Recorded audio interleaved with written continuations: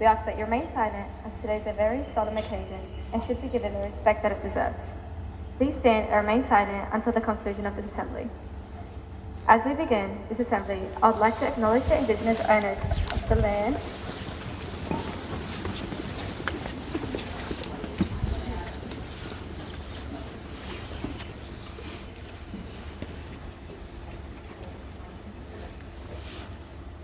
As we begin this assembly, I would like to acknowledge the Indigenous owners of the land we are on and pay our respect to the Indigenous elders past, both present and extended. Extend that respect to other Aboriginal and Torres Strait Islanders present. Please welcome Cedra, who will be addressing this assembly to speak about Remembrance Day.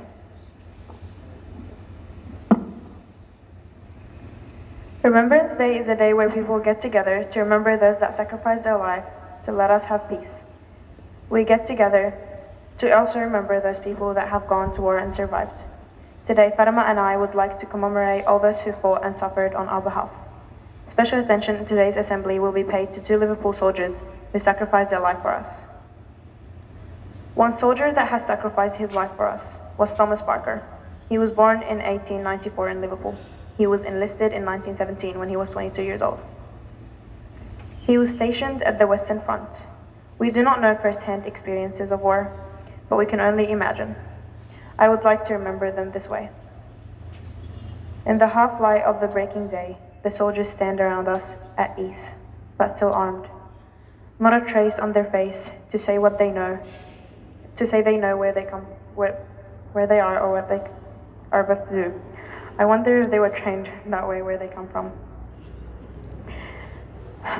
Is there a boy inside each man that knows his gun and knows what is no longer a toy, and that the enemy will not get up laughing and slap him on the back? Because if there is, I see no trace, and that scares me more than anything.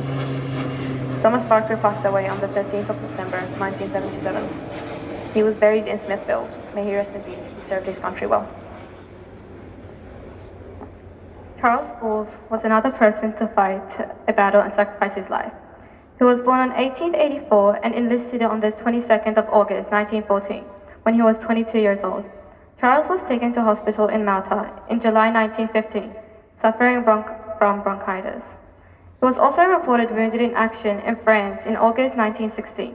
A mother's heartache can be felt in a letter written to the army by his mother in August 1918, pleading for information about her son when she wrote, "I don't know what the matter is. Do try to let me know. It's been nearly 8 months since I got a letter from him. He will be soon 4 years at war. No doubt many mothers shed many tears like her." Charles passed away on September 21st, 1918. May he rest in peace. We are honored to be here to share in this important day of reflection and remembrance. At 11 a.m. on the 11th of November 1918, a peace agreement was signed between Germany and the Allies, ending World War I. Since then, we have seen Australians again and again answer the call to arms for the love and defense of their country. Anzac served again in the Second World War in Korea, in Vietnam, the Gulf War, and in Afghanistan. It is a day to commemorate all the war dead. Now Cedra will read the poem called In Flanders Field. In Flanders fields the poppies blow, between the crosses, row on row, that mark our place, and in the sky the larks, still bravely singing, fly scarce, heard amid the guns below. We are the dead. Short days ago we lived, felt dawn, saw sunset glow, loved and were loved, and now we lie. In Flanders fields, take up our quarrel with the foe. To you, from failing hands, we throw the torch, be yours to hold it high. If ye break faith with us who die, we shall not sleep, though poppies grow in Flanders fields. The significance of the poppy as a lasting memorial symbol to the fallen was released by John McCrae in his poem, Flanders Fields, which I just read. The poppy has come to represent the immeasurable sacrifice made by his comrades and quickly became a memorial to those who had died in World War I and later conflicts.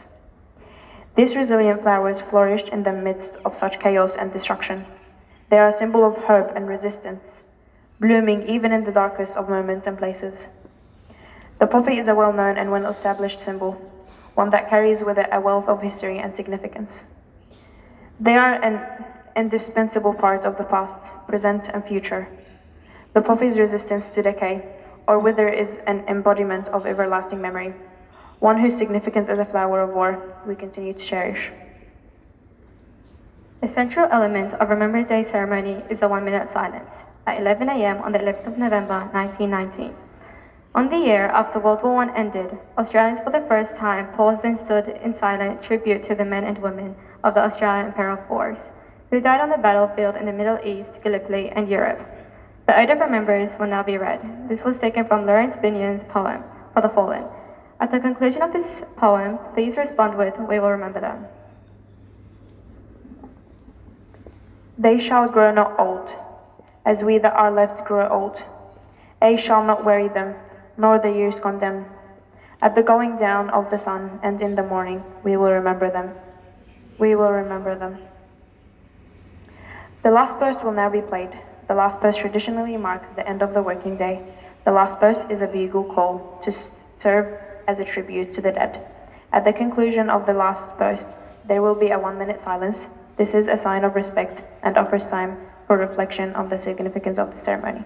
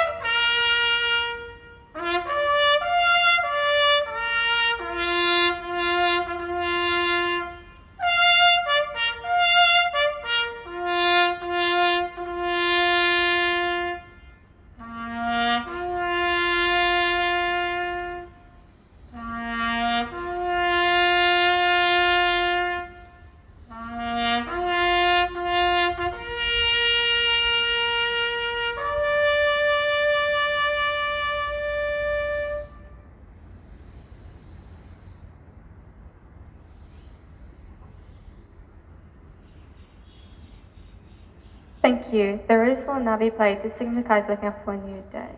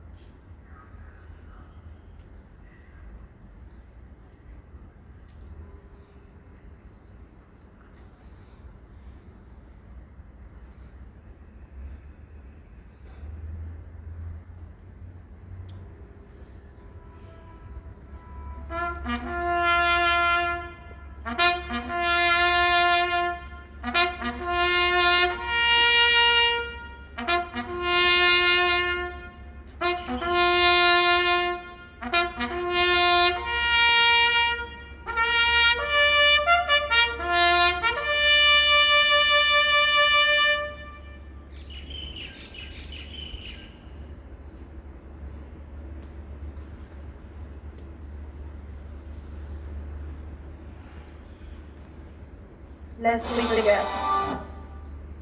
To conclude this assembly, the national anthem will now be played. At the conclusion, please remain standing quietly until you are dismissed. Thank you.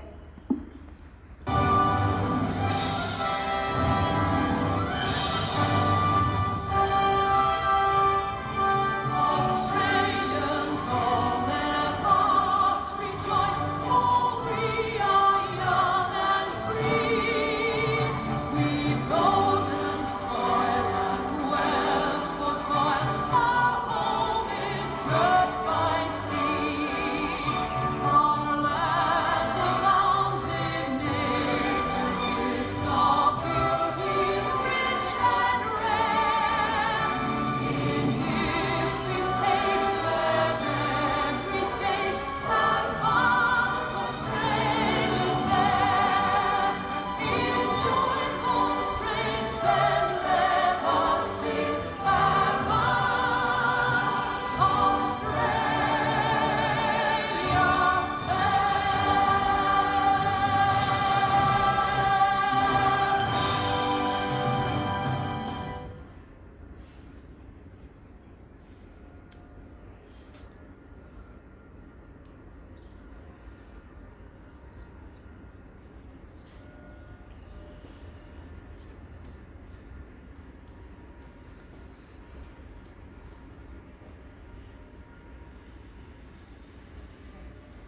Okay, thank you, girls.